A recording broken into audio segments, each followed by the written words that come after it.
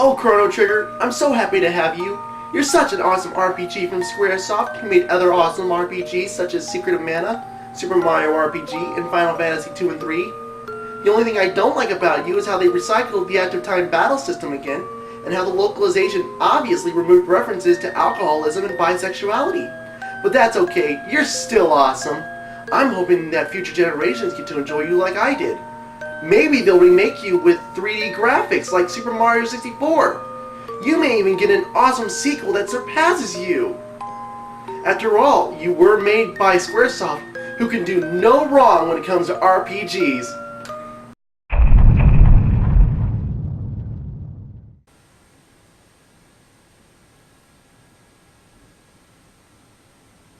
Just letting you know, I'm looking at the Square-Enix logo.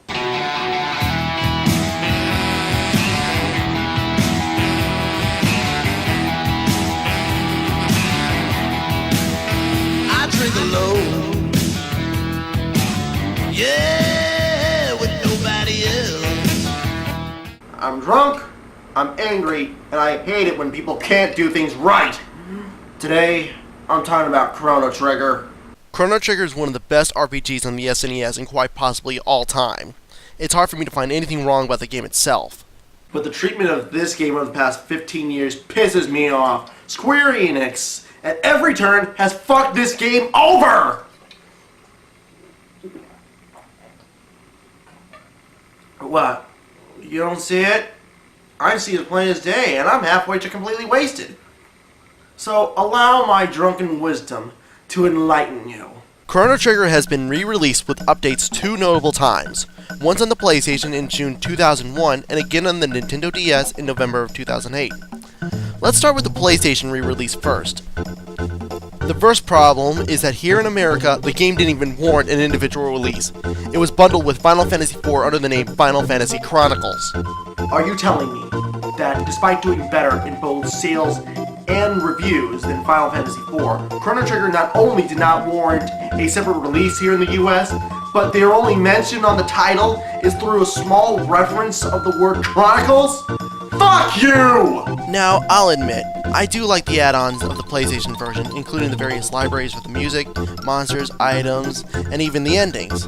And I do like the new anime cutscenes done by Akira Toriyama himself, who is famous for Dragon Ball, Dragon Quest, and Blue Dragon. He really likes his dragons, doesn't he? The anime cutscenes look great, but they are just inserted into the game's story without altering the script, causing you to watch things happen twice. This is most apparent when Ayla rescues you and when Frog cuts open the mountain. Aside from this, as well as a few odd scenes, I have no complaints. But the cutscenes did make me want to see this game with a 3D engine, just like the Final Fantasy games of that time. In fact, there were 2 independent groups that attempted to do this, though one was doing a smaller project than the other.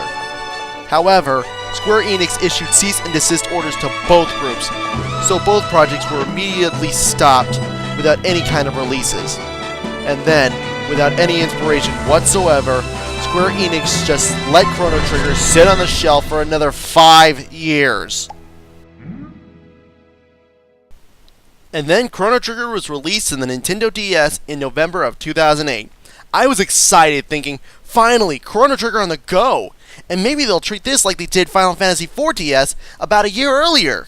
But that's not what happened at all. Where Final Fantasy IV was remade with a 3D engine, Chrono Trigger, the better of the 2 games, mind you, did get the updated script and DS controls just like Final Fantasy IV did, but it also had some minor tweaks to its sprite graphics, as well as some add-on areas that added nothing worthwhile to the game. The Arena of Ages, pointless. The Lost Sanctum area, a long series of padded-out fetch quest. The Dimensional Vortex, 3 poorly designed areas that lead up to boss fights with these super shadows. Also, you can have a final battle with this super Lavos called the Dream Devourer, a battle that accomplishes nothing except tying this game to the fucking sequel! Oh god, I still have to talk about the sequel, don't I? Ah yes, Chrono Cross, the so-called sequel to Chrono Trigger. This wasn't a sequel, it was a horrible experiment that was another shaft in the ass to a great game. I would be lenient to this game But since it goes out of its way to have a few tacked on ties to the original, and since every single re-release of Chrono Trigger does its best to tie itself further to Chrono Cross, I'm not going to be lenient at all. In fact, for shit like that, it deserves 3 drinks. Allow me to explain. First off, the battles. Instead of having to fight monsters directly on the map using the dynamic active time battle system, you must run into a monster on the map, go to a location that represents the current map, just like every Final fucking Fantasy game, and then fight a group of monsters with this new slow-paced stamina system. Next, let's talk about the magic system. Instead of the tech system that gave every character a set of unique techniques and spells that they learned at certain levels, Cross throws that all away and uses the element grid. How does it suck? Let me count the ways. Number 1. Magic is now bought at the store and equipped to this element grid, removing the strategy element of the last game of having to choose the right character for the current situation. Number 2. There is a level system in the element grid. Equipping an element at a level on the grid below its base value reduces its power, while equipping it at a higher level increases its power. Number 3. Instead of magic points, you must build up a charge called the element grid power level by successfully hitting an enemy with your normal attack. Then you can spend those points to cast a spell whose level is equal to or less than the number of points you have. Number 4. Character unique texts do still exist and are learned at certain levels, but each character can only learn 3. Number 5. Each element or technique can only be used once per battle. Lastly, number 6. According to an element FAQ on GameFAQs.com, there is exactly 9 double texts and only 2 triple texts. Though from my observation, he only looked at character unique tech combinations and not element tech combinations. However, if there are more than this, I will retract the statement. But this still does not change the fact that you are not notified when you meet the requirements of the double or triple text, and that the game does not keep track of this list. Instead, you must experiment, discover, and remember them for yourself. God damn it! Not even the magic system in Final Fantasy VIII is this complex! The next aspect that changed dramatically is leveling up. The experience point system that is standard in most RPGs is tossed aside for the stat star system. Any character that comes out of a battle alive can gain bonus points for their individual stats until that stat reaches its current maximum value. The only way to level up is to defeat a boss and gain a star, thereby leveling up the character, raising the maximum value for their stats, and possibly expanding their element grid. I have a question. Why would you replace the simple tried and true system of grinding for experience points to increase all of my stats with this complex system where I have to grind to increase each individual stat to its current maximum until I beat a boss to increase that current maximum? What were you thinking? But to top all of this off, this game has a roster of 45 characters! This is more than 6 times the amount as Chrono Trigger, which had only 6 or 7. Even Final Fantasy VI knew to stop at 14. So imagine maintaining the stats, levels, element grids, text, not to mention the weapons and armors of 45 characters! Now I know there are people out there who like Chrono Cross, but I bought this because of this, and I feel like I got gypped.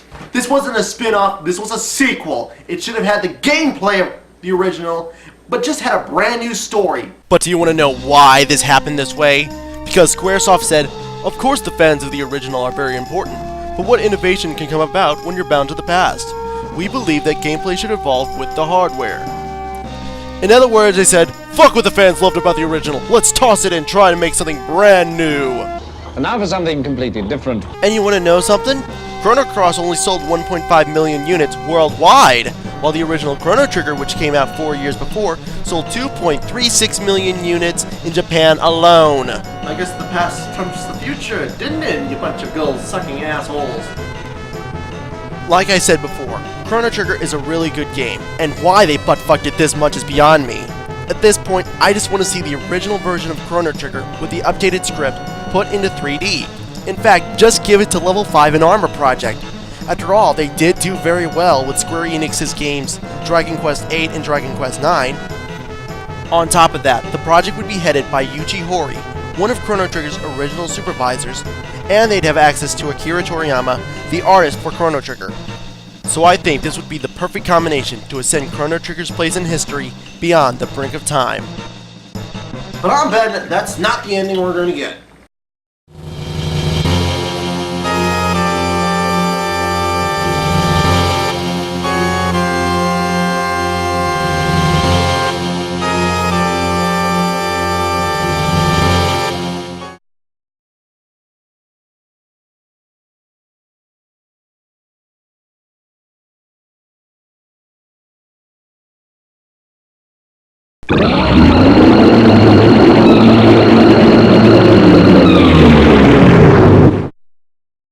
I'm Jimmy Daniels, reminding you to always form your own opinions, and remember, drink responsibly.